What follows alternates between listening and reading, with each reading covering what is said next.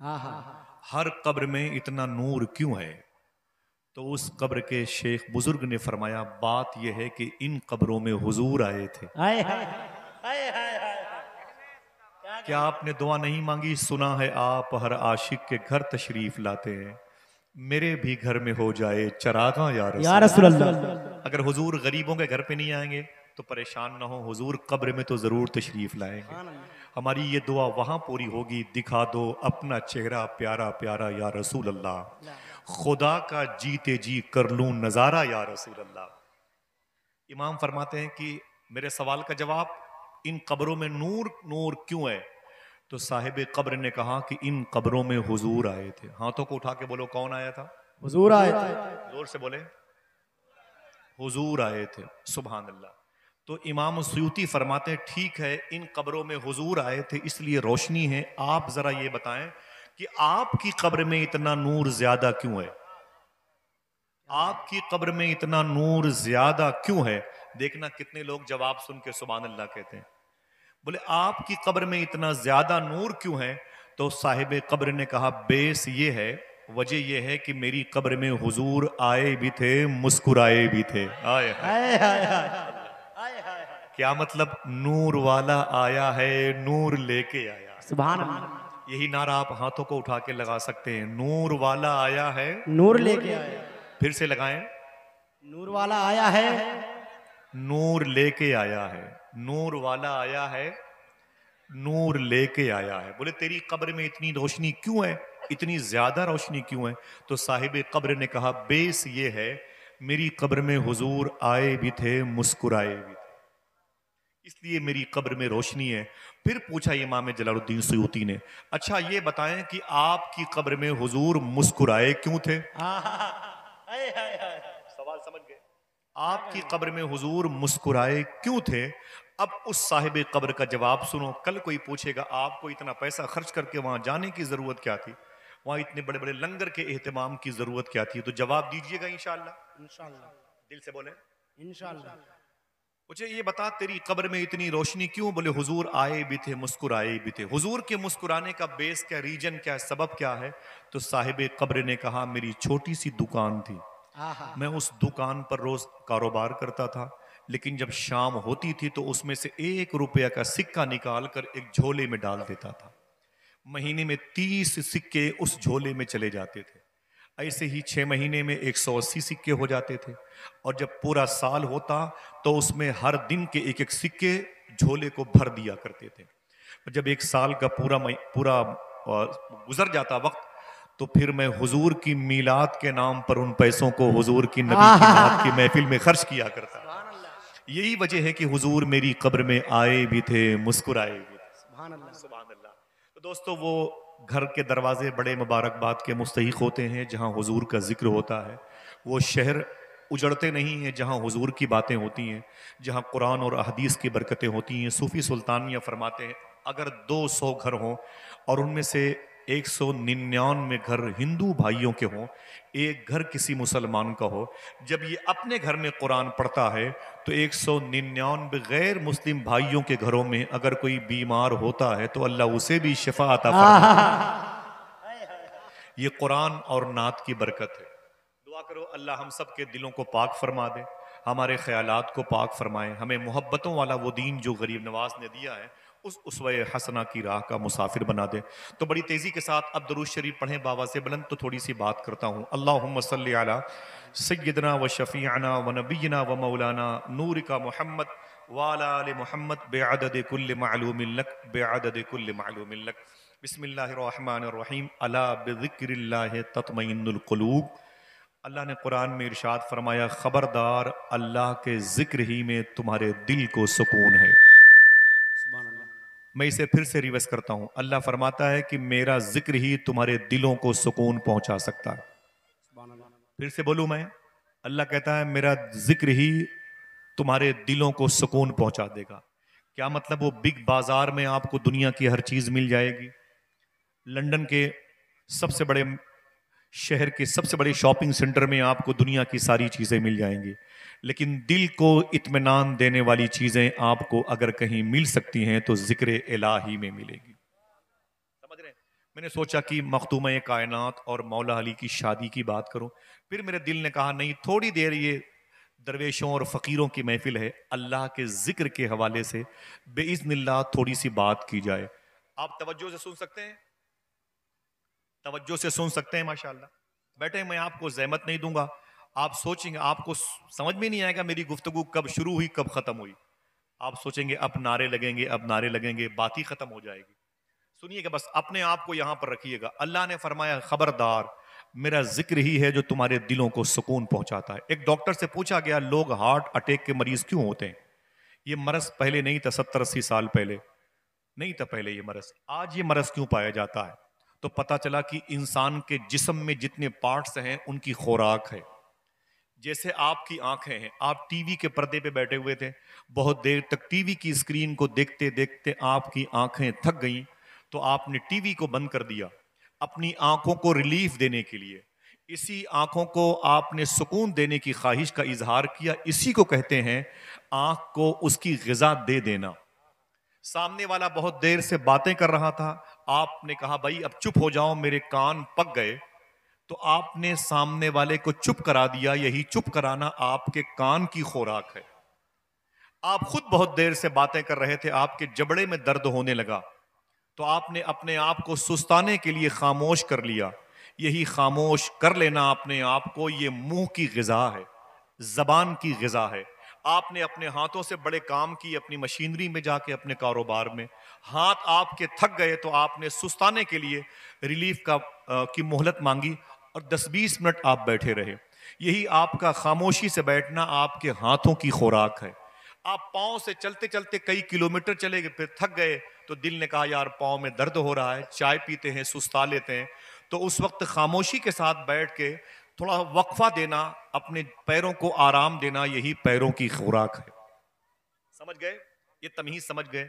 आंखों की खुराक टीवी के पर्दे को बंद करा दें। जबान की खुराक चुप हो जाएं। कान की खुराक सामने वाले को चुप करा दें। हाथ की खुराक खुद काम करना कुछ देर बंद कर दें। पैर की खुराक चलते चलते ठहर जाएं। पेट की खुराक इसे 2 रोटी चाहिए।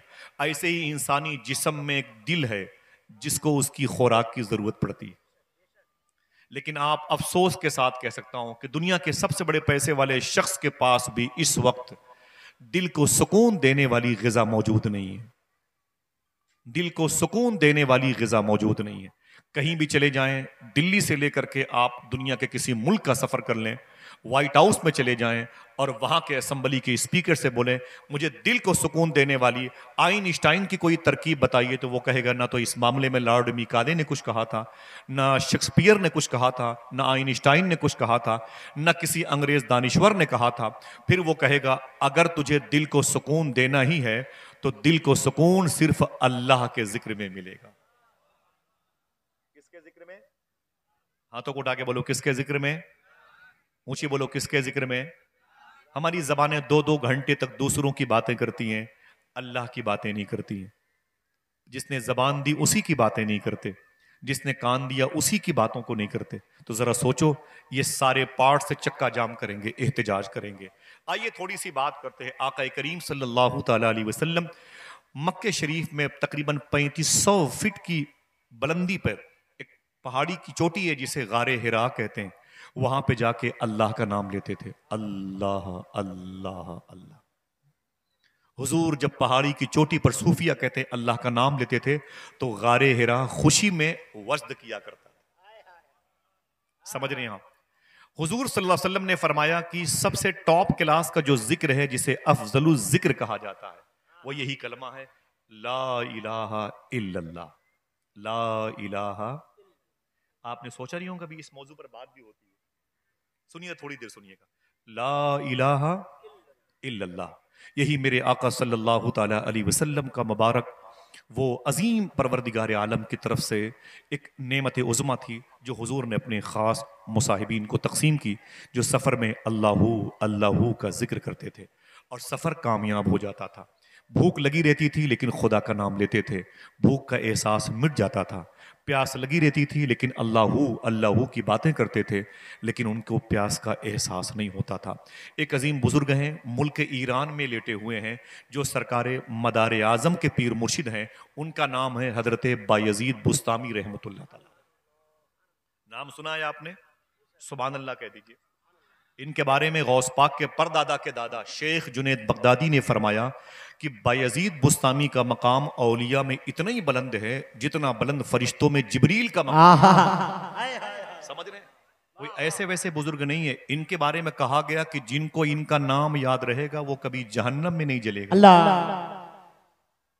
मैंने कह दिया, आपने सुन लिया, इसे समझें आप मैं क्या कह रहा हूं।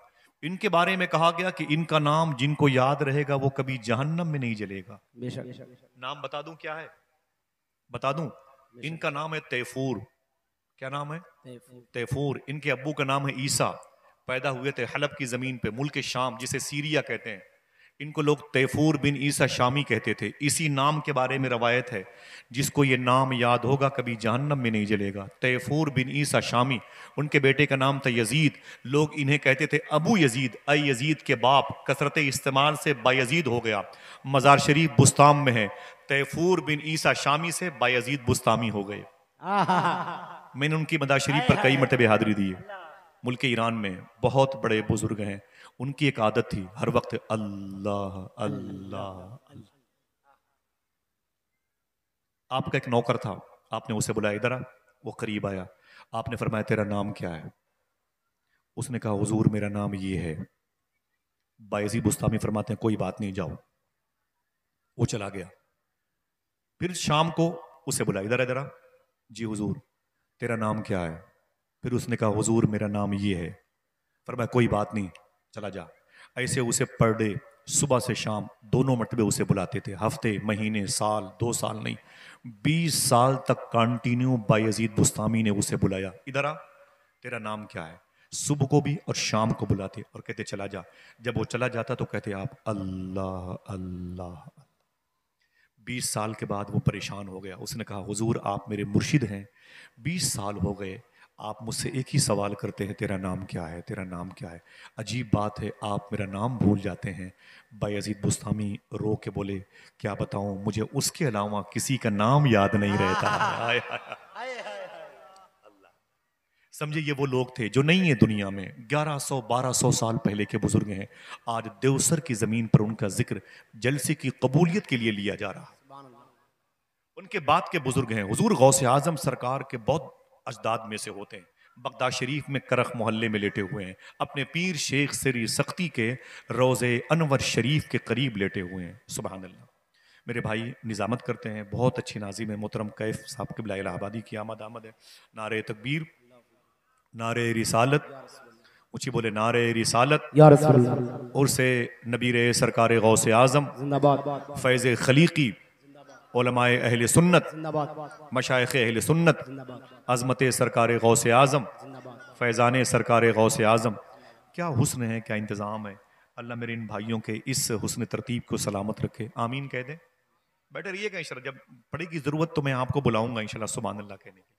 ठीक है, बस बैठे रहे ऐसे। मुझे लगे कि जलसे गांव में सामईन नहीं बल्कि मुजस्समे रखे गए हैं। ठीक है, सुनिए आप बहुत मोहब्बत के साथ में। शेख जुनैद बगदादी, अगर मैं इनके सिलसिले की बात करूं तो वक्त निकल जाएगा।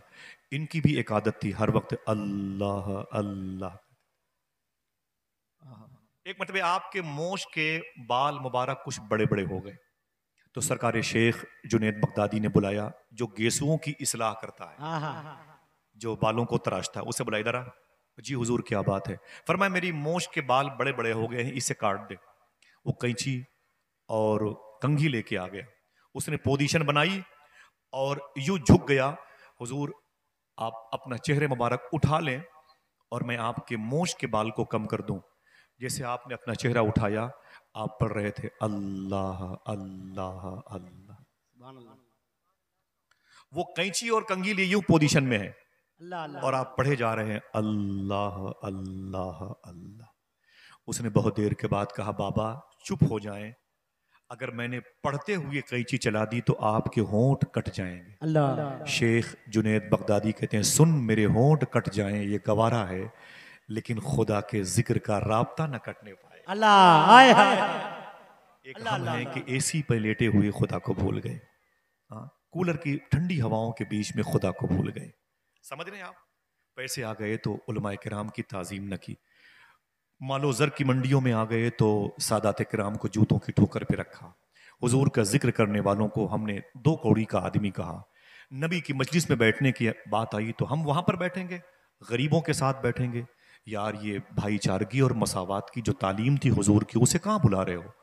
आइए बात करते हैं लफ्ज़ अल्लाह की बरकत की। दो बात मुझे करनी है, ज़्यादा नहीं, बस आप ऐसे बैठे रहिएगा, अभी सुन लीजिए, बाद में किसी मौके पर आप मुझे ढूंढिएगा इंशाल्लाह। इंशाल्लाह बगदाद शहर चलेंगे इंशाल्लाह, इंशाल्लाह गौस पाक की बारगाह चलेंगे, हाँ तो उठाएं, इंशाल्लाह चलेंगे इंशाल्लाह, इंशाल्लाह कह दें। हाँ, मैं अभी अभी आया हूँ, मुझे आए हुए बगदाद शरीफ से तकरीबन 8-10 दिन हुए, हुजूर गौस पाक की बारगाह से, और दुआ करें कि फिर जल्दी हाजिरी हो जाए और आप सबके साथ में हाजिरी हो जाए इंशाल्लाह कह दें। बगदाद शरीफ के बिल्कुल शहर के बीचों बीच में एक दरिया बहता है जिसे दरियाए दजला कहते हैं, दरियाए दजला कहते हैं। उसके एक तरफ के बेल्ट को काज़मैन कहते हैं, जहाँ इमाम मूसा काजिम, इमाम जवाद तकी और इमाम आज़म के शागिर्द इमाम यूसुफ लेटे हैं। एक तरफ के बेल्ट को आज़मिया कहते हैं, जहाँ 100 मरतबे ख्वाब में अल्लाह को देखने वाले इमाम आज़म अबू हनीफा लेटे हुए। सुभान अल्लाह उनके बगल में शेख अबू रसूल नूरी लेटे हुए हैं, उनके करीब में शेख अबू बकर शिबली लेटे हुए हैं, उनके करीब में सरकार बिशर हाफी लेटे हुए हैं। लोग कभी कहते हैं बिशर हाफी, कोई बशर हाफी, कोई बशर हाफी कहता है, ठीक है, अपनी अपनी लिसानियात का मामला है ना, जो बेहतर जैसा लगे आप उसे चुन लें। एक बहुत बड़े बुजुर्ग हैं बिशर हाफी रहमतुल्लाह तआला अलैह, इनकी वहाँ पर मज़ार शरीफ है। अभी 10 दिन पहले मैं उनकी मज़ार शरीफ पर गया था। मैं इतनी मरतबे गया हूँ बगदाद की, मुझे याद नहीं है। सुभान अल्लाह का शुक्र है, उलमाए किराम की जूतियों का सदका है, मैं उर्से खलीकी में फिर बगदाद ही की भीख मांगने आया हूँ। मेरी जिंदगी है गौस पाक, मेरी जान है गौस पाक, मेरा ईमान है गौस पाक। मेरी दुआ है कभी आपको अल्लाह गौस पाक के लंगर खाने की इजारत नसीब फरमा दे, आमीन कह दें। ठीक है, सुन लें आप उस शेख की दास्तान। उनका नाम है बिशर हाफी, उनका नाम है बिशर हाफी। वो क्या थे मालूम है? वो बगदाद के सबसे बड़े बियर बार के मालिक थे। बगदाद के बाकूबा इलाके में, शार सिराज में, सुकुल कफ़ा में, जितनी भी बड़ी बड़ी मार्केटों के बड़े बड़े एरिए हैं ना, शोरजा मार्केट जो बगदाद की सबसे बड़ी मार्केट है, सारी बड़ी बड़ी पुरानी जो नाम थी ना, करख, शोनीजिया, इन बेल्ट में सबसे ज्यादा शराब की दुकानें बिशर हाफी की थी। पूरे बगदाद में सबसे बड़ी शराब की भट्टी, सबसे ज्यादा शराब की भट्टी अगर किसी की चलती थी तो बिशर हाफी की चलती थी। न जाने कितनी औरतों को बेवा किया था, न जाने कितने बच्चों को यतीम किया था, न जाने कितने घर उजाड़े थे शराब पिला पिला के, लोगों के कबीले बर्बाद कर दिए थे, लोगों को जवानी से पहले मौत के आंगन तक पहुंचाया, बुढ़ापा देखने ना पाए लोग मर गए, कब्रिस्तानों में लोग चले गए उनकी शराब पी के। पूरे बदनाम थे, पूरे बगदाद में सबसे ज्यादा बदनाम लोगों में बिशर हाफी शामिल थे। इतने ज्यादा बदनाम थे कि कभी कभी जब घर से निकलते, अपने घर से निकलते अपने बियर बार की तरफ ना, तो उनके मोहल्ले के बच्चे आपस में कहते थे, जो खेलते रहते थे, अरे बच्चों भागो भागो भागो, अपने अपने घरों में चले जाओ, क्योंकि दुनिया का सबसे बड़ा गुनहगार बिशर हाफी आ रहा है। अगर उसने किसी बच्चे को देख लिया तो वो बच्चा भी गुनहगार हो जाएगा। इतने बदनाम थे, वांटेड इंसान थे पूरे बगदाद में। दोस्तों बैठे रहिए, मैं आपके कदम को चूम के उनकी एक दास्तान बता दूं, उसके बाद एक आखिरी बात। मालूम है यही बिशर हाफी कहते हैं, एक दिन मैं कई बोतल शराब पी करके नशे की हालत में अपने मैकदे से, बियर बार से, शराब की भट्टी से, ठेका देसी शराब क्या लिखा होता है, मैं निकल के घर की तरफ जा रहा था तो मैंने क्या देखा, एक नाली में अल्लाह का नाम एक कागज पे लिखा हुआ था और वो कागज नाली में पड़ा हुआ था। नाम क्या लिखा था? अल्लाह का नाम क्या लिखा था? कोई एक आदमी जोर से बोले, ऊंची बोले, अल्लाह का नाम लिखा एक कागज पे नाली में पड़ा हुआ था। बिशर हाफी कहते हैं मैं बैठ गया और मैं बैठ करके उस कागज को उठाया। मैंने कई बोतल शराब पिए हुए थे, नशे में थे, लेकिन जब आपने नाली के करीब बैठ के उस कागज के टुकड़े को उठाया तो उठा के मालूम क्या कहा? देखना कितने लोग सुभान अल्लाह कहते हैं, कहते हैं ओ नामे खुदा मैं नशे में हूँ, ओ नामे खुदा मैं नशे में हूँ, लेकिन इतना भी नशा नहीं है कि मैं अपने पैदा करने वाले का नाम न पहचान। अल्लाह ओ अल्लाह नाम सुभान खुदा, अल्लाह सुभान अल्लाह। मैं नशे में हूँ, लेकिन इतना क्या भी क्या नशा नहीं है कि मैं पैदा करने वाले के नाम को न पहचान सकूं। आपने अल्लाह के नाम को नाली से उठाया, उसे चूमा घर लेके आए, उसे इत्र में बसाया, मुश्क और ज़ाफ़रान में, उसे अपने घर की ऊंची जगह पे ताक पे रखा और नीचे खड़े होकर फिर एक जुमला कहा। देखना फिर कितने लोग सुभान अल्लाह कहते हैं। आपने फरमाया, ओ नाम खुदा, तू बुलंद तेरी जगह बुलंद, आहा तू बुलंद तेरी जगह बुलंद। बस नाम खुदा की पर्ची को ऊपर रखा और अपने घर के आंगन में चटाई पर वो पलंग पर बैठ गए। नशे में धुत से दरवाजे पर दस्तक की आवाज आई। कहा कौन? कहा बिशर हाफी से मिलना है। कहा कौन है तू? कहा बाहर आप आए। बिशर हाफी बाहर तशरीफ ले गए। उसने कहा आप बिशर हाफी हैं? कहा हाँ। सलाम किया, जवाब दिया। कहा क्या करने तुम आए हो रात के इस हिस्से में? उसने कहा कि मेरे पीर ने मुझे भेजा है। अल्लाह बोले क्या करने के लिए भेजा है? बोले मेरे पीर ने कहा है मुझसे जाके बिशर हाफी से कह दो अभी अभी मैंने खुदा से बातें की हैं, तो खुदा ने मुझसे कहा है ऐ मेरे बंदे जाके बिशर हाफी को मेरा सलाम बोल दो। जिंदाबाद हाय हाय, जिंदाबाद जिंदाबाद। जाके बिशर हाफी को मेरा सलाम बोल दे। तो मैंने मेरे पीर ने कहा कि कौन बिशर मेरे मौला? वो शराबी? तो अल्लाह ने कहा हाँ हाँ वही वही बिशर। मैंने कहा मेरे मौला वो तो कितने घर उजाड़ चुका है शराब की वजह से, तू उस पर सलाम भेजता है, बेस क्या है, रीजन क्या है, सबब क्या है? तो मेरे पीर ने कहा मुझसे अल्लाह ने फरमाया था कि आज उसने मेरा नाम नाली में पड़ा हुआ था, उसे उठा करके उसने मुश्क और ज़ाफ़रान में सजा के पाक जगह रखा है। जब से उसने मेरा नाम नाली से निकाला है, मैंने भी उसे जहन्नम से निकाल के जन्नतियों की फहरिस्त में ला के रखा। नारे तकबीर, नारे रिसालत, मसलके आला हजरत, उर्से खलीकी। वाह वाह वाह वाह वाह। मैंने भी उसका नाम जहन्नमियों की फेरिस्त से निकाल करके जन्नतियों की फेरिस्त में रखा। लोगों ठहर जाओ और कहीं जाने की जरूरत नहीं। शादी के 200 300 कार्ड में एक लफ्ज होता है अन निकाह मिन सुन्नती फमन रगिब अन सुन्नती फले समिन्नी। वही शादी का कार्ड गंदगी के ढेर पर पड़ा रहता है। समझ रहे हैं? काश ये तौफीक हमें मिल जाए उसे उठा के उसकी ताजीम करने की, तो हमें भी बिशर हाफी का फैज़ मिल जाएगा। कहानी ख़त्म नहीं हुई। आप जिस तरीके से बैठे हैं मेरा दिल कहता है कि मैं इसे सुबह क़यामत तक बोलता रहूं। सुभान अल्लाह सुभान अल्लाह। अल्लाह आप सबकी हुस्न समात को सलामत रखे। आमीन। सुने आप मोहब्बत के साथ। मालूम है सरकार बिशर हाफी कहते हैं वो कोई और बिशर होगा। उसने कहा ना ना ना, वो आप ही है। आप ही को मेरे पीर ने कहा है कि अल्लाह ने सलाम भेजा है। इतना सुन के तड़प गए, बहुत रोए, अपने आंगन में तड़प रहे थे। वो कह रहे थे मेरे मौला तू जानता है मैंने जिंदगी में कोई नेकी नहीं की। मुझे तो ये भी नहीं पता है कि किबला किधर है। मुझे तो ये भी नहीं पता है कि फर्ज और सुन्नत किसे कहते हैं। मैंने कभी तेरे घर की तरफ रुख नहीं किया। एक तेरे नाम को नाली से उठाने पर इतना बड़ा इनाम। तो बोले बस दिल में ख्याल आया अब मैं तौबा करूंगा, अब शराब की भट्टियां तोड़ दूंगा। अल्लाह बिशर हाफी कहते मैंने गुस्ल किया, ताज़ा वज़ू किया और फिर मैंने साफ कपड़े पहने। दिल में ख्याल आया कि किसी अजीम बुजुर्ग के हाथ पे हाथ रख के तौबा करूं और अब शराब नहीं पीऊंगा। शराब की भट्टियां आपने तोड़ दी। जैसे तौबा करने के इरादे से घर से निकले, पहले जब शराब पीने के इरादे से निकलते थे तो बच्चे क्या कहते थे आपस में? अबे भागो भागो भागो, दुनिया का सबसे बड़ा गुनहगार आ रहा है, अगर इसने किसी को देख लिया तो वो भी गुनहगार हो जाएगा। आज बिशर हाफी तौबा करने जा रहे हैं तो वही बच्चे आपस में कहते हैं फलां अपने घर से बाहर निकल के आ जा, अल्लाह अल्लाह अल्लाह अपने घर से बाहर निकल के आ अल्लाह। जा, बाहर निकल के आ जा। देख देख देख, बिशर हाफी तौबा करने जा रहा है। आज इसके कुर्ते की हवा भी किसी को लग गई तो वो भी अल्लाह का वली हो जाएगा। नजरें बदलती हैं तो नज़ारे बदल जाते हैं, सोच बदलती है तो फैज़ बदलता है। ज़रा सोचो कि सरकार बिशर हाफी कहते हैं मैं चला गया अपने शेख की बारगाह में। मैंने कहा मेरी तौबा कबूल होगी? बोले बिल्कुल कबूल होगी। अल्लाह का नाम तव्वाब है, तौबा कबूल फरमाने वाला है, गफ़ार है, बख्शने वाला है, और सत्तार है, पर्दापोशी फरमाने वाला है, समद है, बेनियाजी अता करने वाला है। तो कहते हैं सरकार बिशर हाफी कि हुजूर मैं क्या करूं? बोले शराब की भट्टियां बोले सब तोड़ ताड़ के बराबर कर दिए। बोले अब एक काम करो। बोले क्या? बोले घर चले जाओ, घर के किनारे पर मुसल्ले बिछा के तस्बीह लेके बैठ जाओ और पढ़ा करो अल्लाह अल्लाह अल्लाह।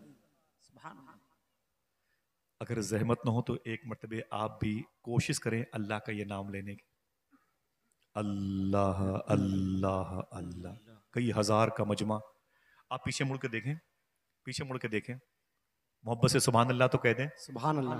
देख रहे हैं सारी जगह खत्म हो गई। पुलिस डिपार्ट के तमाम तर जिम्मेदार लोगों ने कैसे प्यार से चुन चुन के लोगों को बिठा दिया और बड़ी पैनी नजर रखे हुए हैं। सब लोग जगह की तलाश में थे, जगह खत्म है। कहीं बीच में कुछ जगह अगर बाकी हो तो अपने दिलों को कुशादा कर लें अपने भाइयों के लिए। सुने आप, बिशर हाफी ये काम क्या था, अपने घर के दरवाजे पर करीब आए, एक मुसल्ला बिछाया और तस्बीह लेके बैठ गए। अल्लाह अल्लाह, सुभान अल्लाह। अल्लाह का नाम ले सकते हो? हाँ, ये तो आस्थानों पे होता है, कभी जलसों में तो ऐसा होता नहीं। समझ रहे हैं आप? कभी कभी शुरू भी कर लिया करो। आप पढ़े मेरे साथ, अल्लाह अल्लाह अल्लाह अल्लाह। 3 दिन तक आप अल्लाह का नाम लेते रहे। कितने? आवाज नहीं आई, 3 दिन। मशवरा करके बताओ। 3 दिन। 3 दिन तक अल्लाह अल्लाह अल्लाह कहते रहे। जब 3 दिन हो गया तो बीवी आ गई। उसने कहा मेरे शौहर। फरमाया क्या बात है? कहा ये बताओ शराब की भट्टियां कहा तोड़ दी हैं। कहा घर में अब हराम चीज़ नहीं आएगी? कहा नहीं आएगी। कहा तौबा कर लियो? कहा कर लियो। कहा अच्छा ये बताओ कि अब क्या करोगे? बोले हमेशा यही करूंगा। क्या आहा आहा। क्या करना था? शर्म लग, शर्माते हैं अल्लाह का नाम लेते हुए? अगर उसने भी जबान ना दी होती तो क्या करते? मुझे बताएं। गूंगा करते। अल्लाह का शुक्र अदा करो कि उसने जबान अता फरमाई। बेशक। हाँ, हमने क्या कहा आपने समझ लिया। सूफी सुल्तान फरमाते हैं वो ऐसी जात है जिसने हमें और आपको समझने के लिए हवाओं को हर्फ बना दिया। अल्लाह। हवाओं को हर्फ बना दिया। वाह। बीवी ने कहा मेरे शौहर। फरमाया क्या बात है? कहा कि ये बताओ कि कब तक अल्लाह अल्लाह करते रहोगे? बोले जब तक जान में जान है अल्लाह अल्लाह करता रहो। वाह वाह। बोले बच्चे कैसे पलेंगे? बच्चे भूखे हैं, इनके खाने पीने के लिए कुछ तो करो, कुछ तो करो मेरे शौहर, कुछ तो करो। बोले क्या करें? बोले चले जाओ, सुबह को उठो और चले जाओ शहर के उस चौराहे पर जहां मजदूर खड़े होते हैं, अल्लाह। वहीं पे जाके तुम भी खड़े रहो। तुम्हें भी कोई मजदूर समझ के घर लेके जाएगा, पानी भरवाएगा, काम करवाएगा, ईंटें ढुलवाएगा, तुमसे उठाएगा उठवाएगा, फिर तुमको शाम को पैसे दे देगा और दाल नमक रोटी चावल लेके आना। बच्चे तो भूखे ना मरें, ठीक है? तो बिशर हाफी ने कहा आज रात भर अल्लाह अल्लाह करने दो, कल जाऊंगा। आहा। जब सुबह हुई ना तो मालूम क्या किया? सुबह हुई तो झोला लिया, झोले में लोटा रखा और एक मुसल्ला रखा, एक तस्बीह रखी और कंधे पे रखा। बीवी ने कहा कहाँ? बोले काम पे जा रहा हूँ। अल्लाह। घर से निकल गए। बगदाद के बिल्कुल शहर के बीचों बीच में वो दरिया दजला है, वहां पर चले गए। लोटा निकाला, पानी भरा, वजू किया और फिर मुसल्ला बिछाया, 2 रकात नमाज पढ़ी, तस्बीह लेके बैठ गए। अल्लाह अल्लाह। बस 2-3 लोग बोलते रहिए। सुभान। क्या शुरू किया? अल्लाह अल्लाह अल्लाह। शाम हुई तो लोटा झोला मुसल्ला सब इकट्ठा किया, कंधे पे रखा, घर आ गए। जैसे घर में दाखिल हुए बीवी ने कहा क्या हुआ? काम किया? बोले दिन भर किया। अल्लाह अल्लाह अल्लाह अल्लाह। जरा मोहब्बत से कह दो अल्लाह। हालांकि मुझे खामोश देखना अच्छा लगता है। बीवी ने कहा काम किया? बोले दिन भर किया। बोले मजदूरी? मजदूरी? अगर दिन भर काम किया तो मजदूरी? तो मालूम क्या जवाब दिया? देखना इस जवाब को सुन के कितने लोग सुभान अल्लाह कहते हैं। बोले बीवी से मालिक बहुत अच्छा है, वो तो बिन मांगे देने वाला है। अल्लाह। जरा मोहब्बत से कह दो सुभान अल्लाह। सुभान अल्लाह। हाथों को उठा के बोलो अय अल्लाह तेरा शुक्र है। अल्लाह तेरा शुक्र। क्या उसने आपको नहीं दिया? बिन मांगे कुरान पढ़ने की तौफीक अता फरमा दी। बेशक। बिन मांगे आपको हुजूर की उम्मत में रखा। कितनों को बदअकीदगी की गोल्ड मेडल देकर के बाहर कर दिया और आपको आला हजरत सरकार के मसलक व मशरब की राह का मुसाफिर बना दिया। बेशक। आप अपने हाथों को उठा के कहते क्यों नहीं अय अल्लाह तेरा शुक्र है? ऊंची आवाज में अय अल्लाह तेरा शुक्र है। बस बैठे। वैसे बस बातें जल्दी खत्म करूंगा इंशाल्लाह। जरा मोहब्बत से बोले सुभान अल्लाह। सुभान अल्लाह। बिशर हाफी ने कहा कि मालिक बहुत अच्छा है, मालिक बहुत अच्छा है। बोले क्या हुआ? बोले वो मालिक बहुत अच्छा है, वो तो बगैर मांगे देने वाला है। बोले सुन मेरे शौहर, पर मैं क्या बात है? कल जाना तो मजदूरी लेके आना, बच्चे बड़े भूखे हैं, बच्चे बड़े भूखे हैं। तो बोले ठीक है सुबह जाऊंगा। सुबह उठे, फिर वही लोटा, फिर वही झोला, फिर वही मुसल्ला, फिर वही तस्बीह। गए, वजू किया, मुसल्ला बिछाया, 2 रकात नमाज पढ़ी, तस्बीह लेके बैठ गए। अल्लाह अल्लाह। शाम हुई तो फिर लोटा झोला मुसल्ला कंधे पे रखा, फिर अपने घर वापस आए। जैसे दरवाजे पर दाखिल हुए बीवी ने कहा मेरे शौहर आ गए? फरमाया आ गया। फरमाया काम किए? बोले दिन भर काम किए। बोले मजदूरी? काम क्या था? काम क्या था? अल्लाह। मिल के पढ़ो। अल्लाह। एक खानकाह का फैजान है ना भाई। अल्हम्दुलिल्लाह। मालूम है हुजूर गौस पाक रदी अल्लाह मदाइन के जंगल में जब अल्लाह अल्लाह करते थे ना, तो जंगल के सारे शेर चीते आपके चारों तरफ बैठ करके अल्लाह अल्लाह किया। आए हाय। कभी आऊंगा तो बताऊंगा कि गौस पाक ने 25 साल तक मदाइन के जंगल में क्या पढ़ा है। कभी आऊंगा तो बताऊंगा इंशाल्लाह। हुजूर मुफ्ती आजम सरकार ने अपने मखसूस खलीफा को इशारा फरमाया था। उन्होंने मुझे हुजूर गौस पाक की बारगाह में बताया था कि गौस पाक 25 साल तक मदाइन के जंगल में यही पढ़ते थे। अभी मेरे पास वक्त नहीं, बस 2 5 7 8 मिनट की गुफ्तगू है। बीवी ने कहा क्या हुआ, काम किया? बोले दिन भर काम किया। बोले फिर मजदूरी? तो मालूम क्या जवाब दिया? जिसके यहाँ काम कर रहा हूं उससे 2 ही दिन में मजदूरी मांगते हुए शर्म लगती है। अल्लाह। अल्लाह। बीवी ने कहा सुने मेरे शौहर। बिशराफी फरमाया क्या बात है? बोले ऐसा है ना, कल जरूर जाना उसके यहाँ काम पर। बोले ठीक। बोले शाम को जब आना तो उससे मजदूरी लेके आना। बोले ठीक। बोले अगर मजदूरी ना दे तब? तो बिशराफी बोले क्या करूंगा? बीवी ने कहा परसों से उसके यहाँ मत जाना, परसों से दूसरा काम करो, परसों से वो काम बदल दो। तो बिशर हाफी ने चुपके से अपनी बीवी के कान में कहा सुन मेरी बीवी, काम तो यही करूंगा, मजदूरी मिले कि न मिले। समझ रहे हैं? काम तो यही करूंगा, मजदूरी मिले कि न मिले। काम क्या था? अल्लाह अल्लाह। मोहब्बत से बोलो। बहुत बहुत शुक्रिया। अल्लाह अल्लाह अल्लाह। बहुत बहुत मुबारक हो। काम तो यही करूंगा, मजदूरी मिले कि न मिले। सुभान अल्लाह। अब तीसरी सुबह को निकले, वही लोटा वही झोला वही मुसल्ला रखा कंधे पे और निकल गए। फिर वही दजला किनारे गए, वजू किया, 2 रकात नमाज पढ़ी, तस्बीह लेके बैठ गए। अल्लाह अल्लाह। अब जब शाम को वापसी का टाइम हुआ ना, तो दिल में ख्याल आया, बीवी ने कहा आज कुछ लेके आना, अब कुछ है ही नहीं है। आज बीवी ने कहा कुछ ना कुछ लेके आना, बच्चे बड़े भूखे हैं, कई दिनों से कुछ है ही नहीं है। तो शाम को असर की नमाज पढ़ के वापस नहीं आए। बोले डर लग रहा है बीवी से नाराज होगी, मगरिब पढ़ लेते हैं। मगरिब पढ़ ली, फिर वही तस्बीह। फिर बोले अभी भी नहीं जाऊंगा। इशा पढ़ ली, वही दरिया दजला किनारे रेत पर वहीं पर बैठे बैठे पढ़ ली। इशा की नमाज पढ़ ली तो घड़ी तो थी नहीं। बोले अभी भी नहीं जाऊंगा, रात के आखिरी हिस्से में घर जाऊंगा। जब बीवी सो चुकी होगी, बच्चे सो चुके होंगे, मैं भी जाऊंगा और अपने घर की दहलीज पर चुपचाप बोरिया बिछा के सो जाऊंगा। सुबह को जब फजर की अजान की आवाज़ जब मस्जिद से आएगी ना, तो मैं उठूंगा, बोरिया लपेटूंगा और किनारे रखूंगा, लोटा झोला मुसल्ला तस्बीह लेके मस्जिद में जाऊंगा, नमाज पढ़ के फजर की, फिर यहीं दरिया दजला पे आ जाऊंगा, फिर यहीं वजू करके नमाज पढ़ के तस्बीह लेके बैठ जाऊंगा। अल्लाह अल्लाह। जब ये इरादा करके निकले ना, देखना कितने लोग सुभान अल्लाह कहते हैं। जैसे घर के करीब पहुंचे तो क्या देखते हैं कि घर में चिराग जल रहा है। जोर से बोले। ये चाइना के बल्ब आ गए, वरना पहले अमीरों के यहाँ भी रात में चिराग नहीं जलता था। चिराग बहुत बड़े बड़े लोगों के यहाँ जलते थे। समझ रहे हैं आप? और वो कहता है मुझ जैसे गरीब आदमी के घर में मैंने देखा तो मेरे घर के आंगन में चिराग जल रहा था। मैंने आंखें मींच के देखी, मेरा घर है किसी और का। जब और करीब पहुंचा तो खाने की खुशबू आ रही थी। और करीब पहुंचा तो बच्चों की गुलकारियों की आवाज आ रही थी। बच्चे सोए नहीं थे, खेल रहे थे। और जब करीब पर पहुंचे दरवाजे के, तो बीवी ने अपने शौहर की आमद की खबर महसूस कर ली और अपने घर के आंगन से निकल के दरवाजे पर आ गई। बीवी ने सलाम किया, बिशर हाफी ने जवाब दिया। तो बिशर हाफी ने कहा कि मैंने देखा तो मेरी बीवी के जिस्म पे कपड़े भी बड़े अच्छे थे, घर से खाने की खुशबू आ रही थी, बच्चे खुशी में खेल रहे थे, चिराग जल रहा था। मैंने अपनी बीवी से कहा अय मेरी बीवी, जरा ये बता घर का निजाम कैसे बदला है, घर का माहौल कैसे बदला है। देखना कौन है जिसे नेकियों की जरूरत है, कौन है जो सुभान अल्लाह कह के अपनी जबान और दिल को पाक करना चाहता है। इतनी लंबी गुफ्तगू सुनने के बाद लोग हैं जो सुभान अल्लाह कह सकते हैं कि बार बार इनको हमेशा जिंदगी भर धक्के ही मारना पड़ेगा। बीवी ने कहा क्या? तो शौहर ने कहा ये घर का निजाम कैसे बदला हुआ है। तो बीवी ने कहा अय मेरे शौहर, तुम जिस मालिक के यहाँ काम करते हो उस मालिक के दिन में 2 नौकर 1 महीने का राशन लेके आए थे। जिंदाबाद।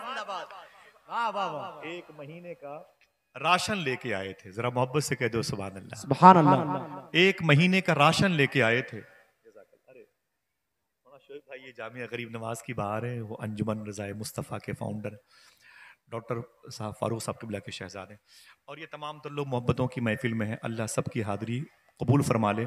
बस मेरी दुआ है अल्लाह सबको गौस पाक का दरबार दिखा दे। आमीन हाथों को उठा के आमीन कह दो। आमीन। दिक्कत तो नहीं हो रही है? आप अल्लाह के नाम के बरकत सुन ले 2-3 मिनट की गुफ्तगू। बीवी ने कहा सुना? बोले क्या हुआ? बोले तुम जिस मालिक के यहाँ काम करते हो ना, उस मालिक के 2 नौकर दिन में 1 महीने का राशन लेके आए। आहा इतना सुना तो बिशर हाफी सजदे में चले गए और जाके बहुत रोए। बोले मेरे मौला तुझे तो पता है कि मैं शराबी हूँ, मैंने शराब की कितनी भट्टियाँ खोल रखी थी, मेरे मैकदे पूरे बगदाद में मशहूर थे और बदनाम थे, मेरी फैक्ट्री की बनी हुई शराब लोग बहुत शौक से पीते थे, मैं गुनहगार इंसान, तेरे नाम को नाली से उठाया, तूने मुझे जहन्नम से निकाला और आज ये आलम है कि मैं 3 दिन से दरिया दजला के किनारे पर बैठ के तेरा नाम लेता हूँ और तू जो है मेरे घर में फरिश्तों को भेज करके 1 महीने का राशन पहुंचा दिया। खूब रोए, सजदे में जाकर शुक्र की बात करते करते खूब रोए। जमीन जब भीग गई तो बीवी जमीन पर बैठ गई। बैठने के बाद उसने अपने शौहर बिशर हाफी को उठाया, कहा अय मेरे शौहर बिशर, फरमाया क्या बात है? कहा उठे उठे उठे, पहले उठ के बैठ। क्या क्या बात है? बीवी ने कहा अय मेरे शौहर, पहले एक मैसेज अपना ले लें। आहा बोले मैसेज कैसा है? बोले वो तुम 3 दिन से जिस मालिक के यहाँ नौकरी करते हो, आहा जो उसके 2 नौकर दिन में 1 महीने का राशन लेके आए थे, वो जाते जाते तुम्हारे नाम से एक मैसेज भी करके गए हैं। जाते जाते तुम्हारे नाम से एक मैसेज भी करके गए हैं। तो बिशर हाफी ने कहा मेरी बीवी, वो मेरे नाम का मैसेज क्या है? तो बीवी ने कहा वो मुझसे कह के गए थे, अय औरत मालिक ने कहा है, आहा अय औरत मालिक ने कहा है कि जाके बिशर हाफी की बीवी से कह दे कि अपने शौहर से कह देगी वाह कि बिशर से कह देगी कि बिशर अपने काम में कमी ना आने देगा, मैं मजदूरी में कमी ना आने दूंगा। नारे तकबीर, नारे रिसालत, उर्से खलीकी। वाह वाह वाह वाह। काम क्या था? अल्लाह अल्लाह जिसे शर्म लगे वो खामोश रहे, जिसे शर्म ना लगे वो ऊंची बोले अल्लाह अल्लाह। अल्लाह अल्लाह अल्लाह। कितना प्यारा नाम है।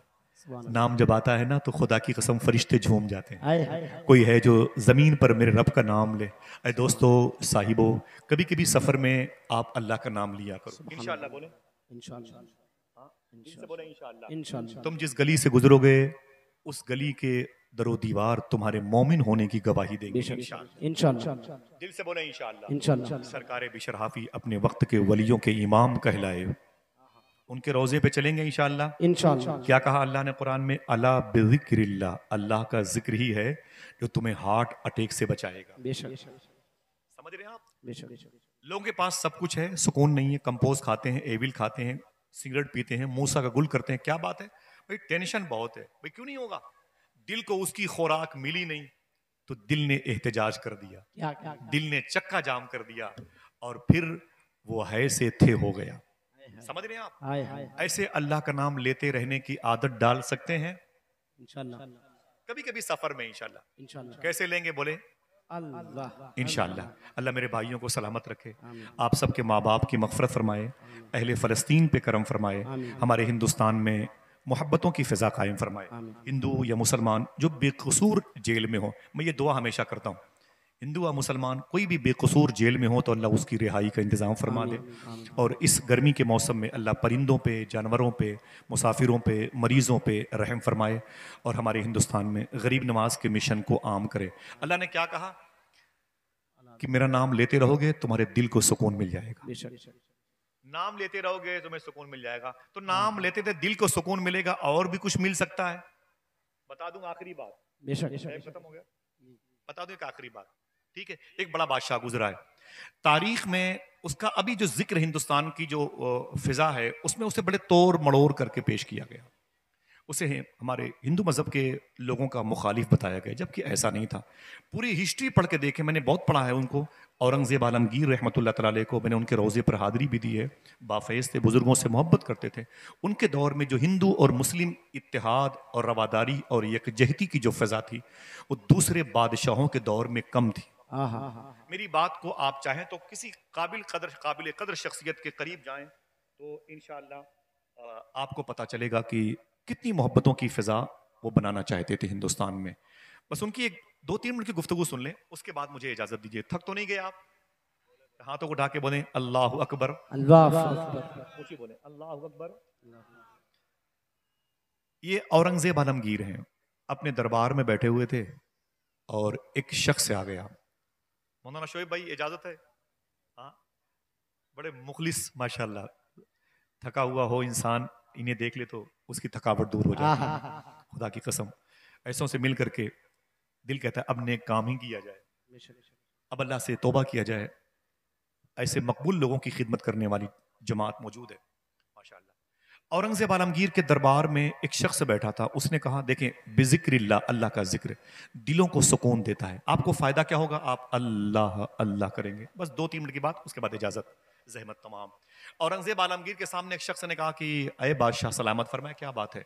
उसने कहा मैं बहरूपिया हूं, मेरा काम है रूप बदल बदल के लोगों को परेशान करना, मजाक करना और लोगों को डैमेज करना, उनकी अक्ल को माऊफ करना और मज़े लेना, जोकर बनना वगैरह वगैरह।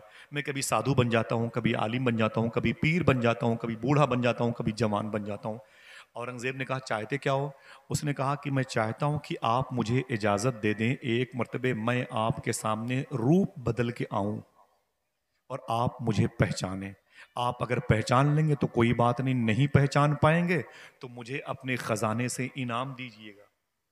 बादशाह ने कहा कोई बात नहीं। वो चला गया बहरूपिया। 1 महीने के बाद आया तो रूप बदल के आया, ऐसा रूप बदला कोई पहचान न पाया। बीच में बैठ गया और बोला कि बादशाह सलामत की तवज्जो होगी, देखेंगे।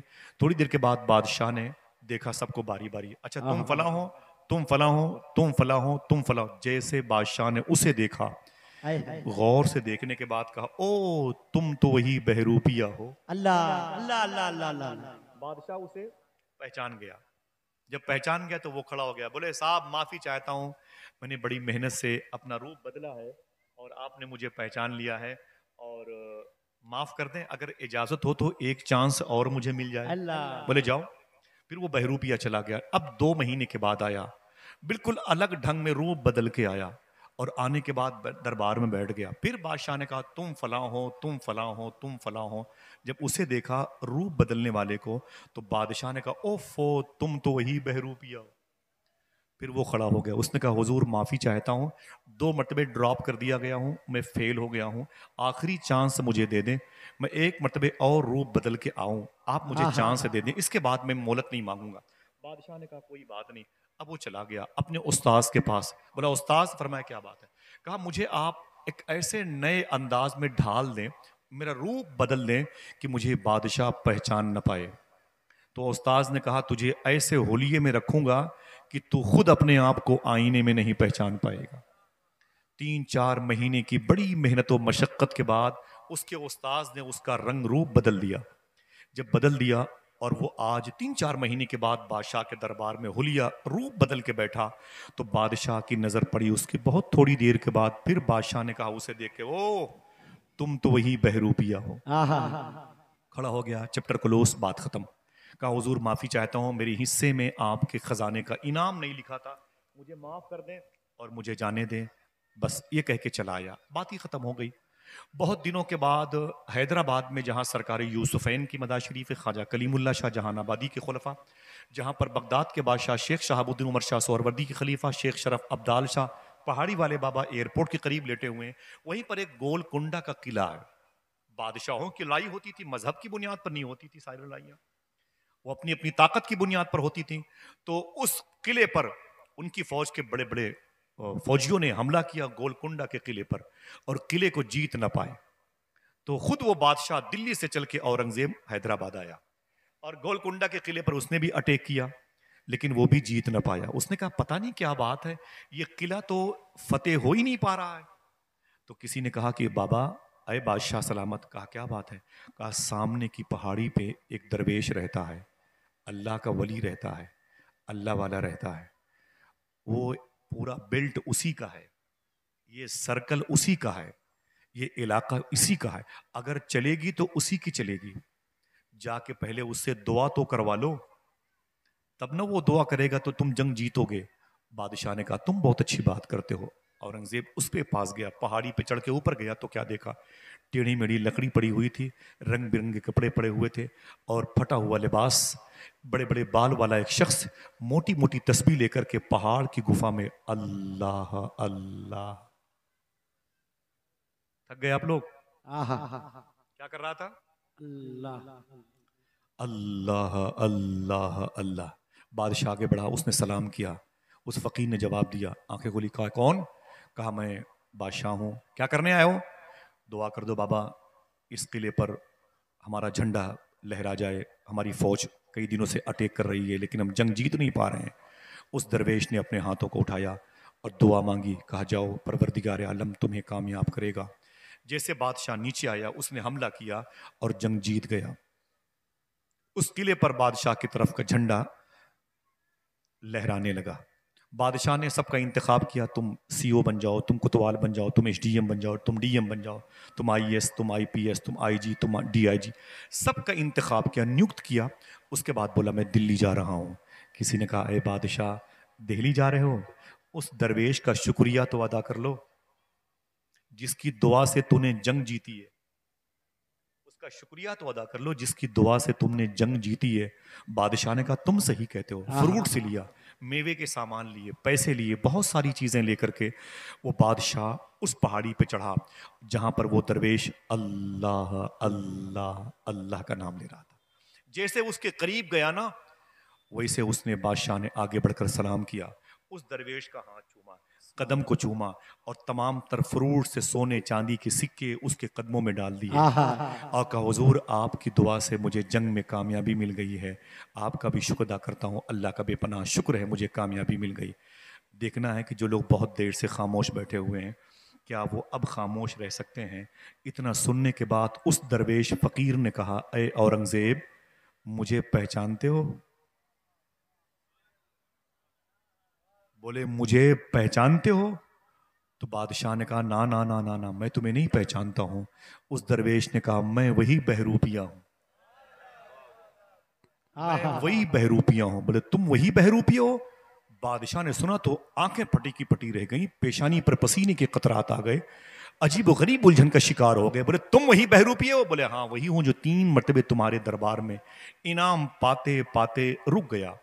मेरे रूप के बदलने को आपने पहचान लिया, मैं वही बहरूपिया हूं, मैं वही बहरूपिया हूं। बादशाह ने कहा, यार तुम इतनी बड़ी बुलंदी पर कैसे आ गए कि आज तुम्हारी दुआ से मुझे कामयाबी मिल रही है? आज तुम्हें इतना बड़ा मकाम, स्टेटस कैसे मिल गया? ये तो बता, जल्दी बता। तो उस दरवेश ने कहा था, बड़ी मेहनत से रूप बदलने का हुनर सीखा और रूप मेरा कारगर साबित ना हुआ, शूट ना किया।